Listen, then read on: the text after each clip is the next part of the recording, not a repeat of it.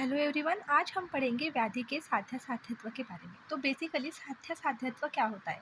साध्य साध्यत्व मतलब देखिए, साध्य और असाध्य इस शब्द से बना है साध्य साध्यत्व। मगर मतलब अगर कोई डिसीज़ क्यूरेबल है या वो क्योर नहीं हो सकता, इसी के बेसिस पर उसका किया गया है वर्गीकरण। तो व्याधि का वर्गीकरण किस बेसिस पे कर रहे हैं हम? कि वो क्योर हो सकता है, मतलब क्या वो साध्य है, या वो क्योर नहीं हो सकता, मतलब वो असाध्य है। अगर व्याधि साध्य होगा तो उसका फर्दर डिस्ट्रीब्यूशन है सुसाध्य और उच्च साध्य, और अगर वो असाध्य होगा तो उसका आता है याप्य और अनुपक्रम। तो साध्य व्याधि मतलब क्या? जो ठीक हो जाएगा। अगर किसी को कोई डिसीज़ हुआ तो वो उससे क्योर हो जाएगा, तो वो आता है साध्य के अंडर। तो साध्य के अंडर पहले कौन सा आता है? सुसाध्य। तो सबसे पहले देखते हैं सुसाध्य, बाद में देखेंगे उच्च साध्य, और फिर जाएंगे असाध्य व्याधि की ओर। तो साध्य व्याधि इज बेसिकली व्हाट? जो डिसीज इजीली क्योर हो जाएगा वो आता है साध्य व्याधि के अंदर। तो सबसे पहले देखते हैं सुसाध्य। तो जब हम सुसाध्य व्याधि देख रहे हैं तो सबसे पहले श्लोक देखिए। तो इसमें आता है, एक एक वर्ड देखेंगे हम। आपको अगर ये श्लोक लर्न हो तो बहुत अच्छा है। और देखिए, यही शब्द है, ये जो व्याधि का साध्य साध्यत्व है, इसी की बेसिस पर चरक ने भी इसका सेम डिस्ट्रीब्यूशन किया है। थोड़े से नाम अलग है और यही सेम आएगा वहाँ पे, तो आप यहीं पे ही अच्छे से कर लो। तो देखिए, सुसाध्य मतलब क्या है? श्लोक पढ़िए। सर्व औषध क्षमे देहे युनः पुंसो जितात्मनः अममर्गो अल्पहेतु अग्ररूपो अनुपद्रवः अतुल्य दुष्य देशर्तु प्रकृति पादसंपादी ग्रहेषु अनुगुणेषु एकमार्ग नवसुखः। तो सबसे पहले आते हैं सर्व औषध क्षमे देहि। सुसाध्य मतलब क्या? जो डिसीज़ इजीली क्योर होगा, जो डिसीज़ होने के बाद वो डिसीज़ जल्दी ठीक हो जाएगा। तो कौन से कंडीशंस में अगर डिसीज़ हुआ तो वो जल्दी ठीक हो जाएगा, तो वो है ये सब कंडीशंस। तो सबसे पहली कंडीशन क्या है? सर्व औषध क्षमे देहि। देह मतलब क्या? शरीर। सर्व औषध क्षमे देहि का बेसिक मीनिंग है कि अगर डिसीज ऐसे शरीर में हुआ जो शरीर सब प्रकार की चिकित्सा सहन करने के योग्य हो, तो वो होता है सर्व औषध क्षमे देहि। देखिए, आप खुद सोचिए, अगर कोई डिसीज ऐसे शरीर में हुआ जो हर प्रकार की चिकित्सा सह ले तो वो जल्दी ठीक हो जाएगा, तो वो डिसीज अल्टीमेटली सुसाध्य बन जाएगा। ठीक है। उसके बाद आता है यूनः। यूनः मतलब क्या? अगर कोई डिसीज़ किसी तरुण व्यक्ति में हो तो वो जल्दी ठीक हो जाएगा, तो वो आता है सुसाध्य के अंदर। तो यूनः मतलब क्या? अगर यूनः मतलब तरुण व्यक्ति में अगर व्याधि होगा तो वो सुसाध्य होगा। क्यों भाई? क्यों तरुण व्यक्ति में हुआ तो जल्दी ठीक हो जाएगा? क्योंकि तरुण व्यक्ति में धातु जो होते हैं वो परिपक्व अवस्था में होते हैं, पूरे बन चुके होते हैं। बाल्य अवस्था में वो बने नहीं होते, और जो बुढ़ापा होता है तब वो डिटोरिएट हो रहे होते हैं। तो उसके बाद आता है पुंस। आप श्लोक भी देखते जाइए। फिर थर्ड वर्ड है पुंस। पुंस मतलब क्या? तो पुंस मतलब अगर पुरुष में कोई डिसीज़ हुआ तो वो जल्दी ठीक हो जाएगा, क्योंकि जो स्त्री है वो सुकुमार है, स्त्री नाजुक होती है, तो उसमें बहुत सी चिकित्साएं वर्ज्य है जो हम उनमें कर ही नहीं सकते। तो इसीलिए कोई डिसीज़ अगर पुरुष में हो तो एज कम्पेयर टू स्त्री वो जल्दी ठीक हो जाएगा। तो यही वर्ड का मीनिंग है पुंस। तो अगर पुंस में हुआ तो स्त्री के कंपेयर में वो सुसाध्य है। फिर आता है जितात्मन। जितात्मन मतलब क्या? जीतना, मन को जीतना। अगर कोई रोगी है जिसको मैंने ये बताया कि आपको ये डिसीज़ हुआ है और आपको ऐसी ऐसी चीज़ें नहीं करनी है, तो मेरे बताने के मुताबिक उसने उस चीज़ों का त्याग कर दिया, तो उसको उसके इंद्रिय पर पूरा काबू है, उसने अपने मन को जीत लिया है। इसलिए तो वो डॉक्टर की बताई हुई हर चीज़ फॉलो कर रहा है। अगर उसने डॉक्टर की बताई हुई चीज़ फॉलो की तो वो जल्दी ठीक हो जाएगा। मतलब क्या? अगर कोई व्यक्ति जितात्मन है तो उसका व्याधि जल्दी ठीक हो जाएगा, मतलब वो सुसाध्य होगा। तो उसके बाद आता है अममर्गो। अममर्गो मतलब क्या होता है? अगर कोई डिसीज़ हो जो मर्म स्थान पर ना हो, अगर कोई डिसीज़ मर्म स्थान पर होगा तो वो अल्टीमेटली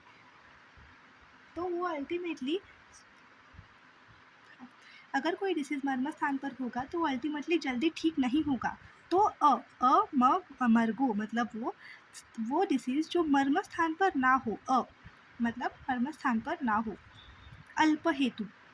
अल्प हेतु मतलब क्या? हेतु मतलब कोई कारण जिसकी वजह से वो डिसीज़ हो रहा है। देखो, मुझे शुगर है, तो अगर मैंने कम प्रमाण में कोई छोटा सा शुगर का टुकड़ा खा लिया तो वो हो गया अल्प हेतु, तो मेरी शुगर बढ़ेगी।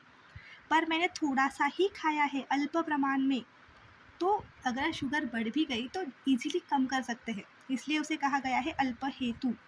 अल्प हेतु से उत्पन्न हुआ डिसीज जल्दी क्योर होता है तो वो हो जाता है सुसाध्य। फिर उसके बाद आता है अल्प अग्र रूप। आप ना श्लोक में देखते जाइए, हम यहाँ पे है अमर्गो अल्प हेतु, तो ये जो अल्प है वो अल्प हेतु, फिर आता है अल्प अग्र रूप, फिर आता है अल्प रूप, यहीं पे बनता है ये कंप्लीट। तो आपने देखा अल्प हेतु, अब देखेंगे अल्प अग्र रूप। तो अगर कोई डिसीज़ है जिसका पूर्व रूप मतलब डिसीज़ होने से पहले के जो सिम्टम्स है वो अगर कम प्रमाण में होंगे तो वो जल्दी डिसीज़ ठीक हो जाएगा, तो वो हो जाएगा सुसाध्य। फिर आता है अल्प रूप। अल्प रूप मतलब क्या, अगर मुझे कोई डिसीज़ हुआ है, अगर मुझे फीवर आ रही है तो मुझे थोड़ा सा ही फीवर आया, तो बहुत ज़्यादा फीवर एकदम हाई टेम्परेचर नहीं हुआ, तो वो होता है अल्प रूप। रूप मतलब क्या, कोई डिसीज़ का सिम्टम जो अगर कम प्रमाण में होगा तो वो आता है अल्प रूप के अंदर। फिर आता है अनुपद्रव। अनुपद्रव मतलब क्या, जिस डिसीज़ में उपद्रव नहीं उत्पन्न हुए। मतलब देखो, मेरे को कोई डिसीज़ हुआ और उस डिसीज़ को क्योर करने से पहले उसी डिसीज़ की वजह से मुझे कोई दूसरा डिसीज़ हुआ, तो उसे कहते हैं उपद्रव। तो जब अगर किसी डिसीज़ में उपद्रव नहीं उत्पन्न हुआ तो वो डिसीज़ जल्दी क्योर होगा, तो वो हो जाएगा सुख साध्य, अनुपद्रव। फिर आता है अतुल्य दुष्य। ये देखिए बहुत इंपॉर्टेंट है, ठीक है। अतुल्य दुष्य मतलब क्या, डिसीज़ किसकी वजह से होता है, आप ये बात ध्यान रखिए। अतुल्य दुष्य देश प्रकृति ऋतु सब में डिसीज़ किसकी वजह से होता है, डिसीज़ होता है दोषों की वजह से। तो अगर डिसीज़ कॉज करने वाले जो दोष है, और दोष किसको दूषित करते हैं, दुष्य को, और जो डिसीज़ कॉज करने वाले दोष है और जो दुष्य है उनके गुणधर्म अगर अलग होंगे तो डिसीज़ जो होगा वो इजीली क्योर होगा।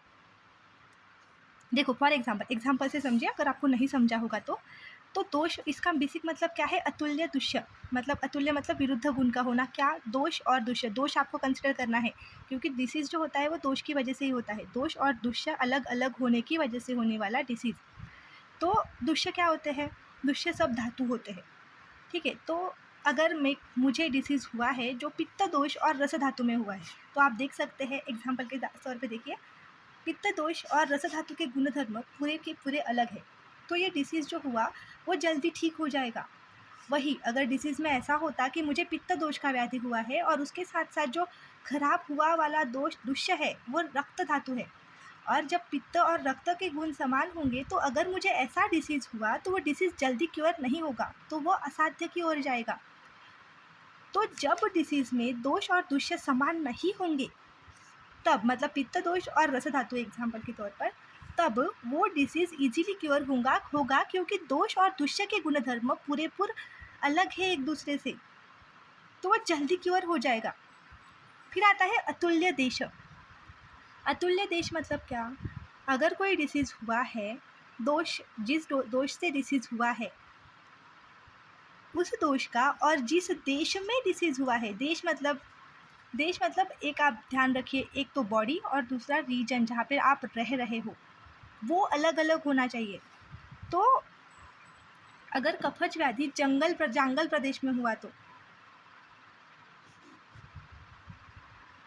क्योंकि कफज व्याधि है और जंगल देश में कौन से गुण का ज़्यादातर जंगल देश में वात गुण ज़्यादा होता है, वहाँ की हर चीज़ों में वात गुण ज़्यादा पाया जाता है। तो अगर कफज व्याधि जंगल प्रदेश में हुआ तो इजीली क्योर होगा, क्योंकि अगर कफज व्याधि हुआ तो प्रदेश जो है वो वात का है, तो कफ और वात एक दूसरे को नलीफाई कर देंगे, तो कफज व्याधि इजीली क्योर होगा।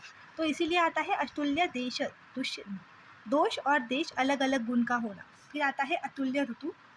जिस ऋतु में जिस दोष का प्रकोप हो रहा है उसके अलावा अगर आपको कोई डिसीज़ हो रहा है, उस दोष के अलावा अगर आपको किसी दोष का डिसीज़ हो रहा है, किसी ऋतु के अलग, मतलब ऋतु और दोष सेम गुण के ना होना, जिस ऋतु में जो दोष संचय होता है, प्रकोप होता है, वो और डिसीज़ कॉज करने वाला दोष सेम गुण का ना होना, यह आता है अतुल्य ऋतु के अंदर। तो ऐसा होगा तो वो जल्दी ठीक हो जाएगा। फिर आता है प्रकृति। देखो, अगर मेरी प्रकृति वात है और मुझे वात का ही डिसीज़ हो गया, कोई वात व्याधि हो गया वात प्रकृति में, तो मेरी प्रकृति भी वात है और जो डिसीज़ हुआ वो भी वात व्याधि है, तो वो जल्दी ठीक नहीं होगा।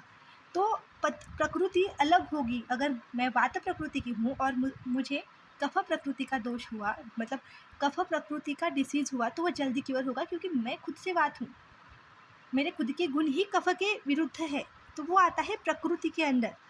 मतलब वात प्रकृति में कफज डिसीज होना, इसका ये एग्जाम्पल है, आप लिख लीजिएगा। फिर आता है पाद संपत, अगर मुझे डिसीज़ हो गया, अब तो डिसीज़ हो गया, अब क्या? तो अगर मुझे डिसीज़ हुआ और मैं ऐसे वैद्य के पास गई जिसके पास जो पाद संपत है, पाद संपत मतलब क्या?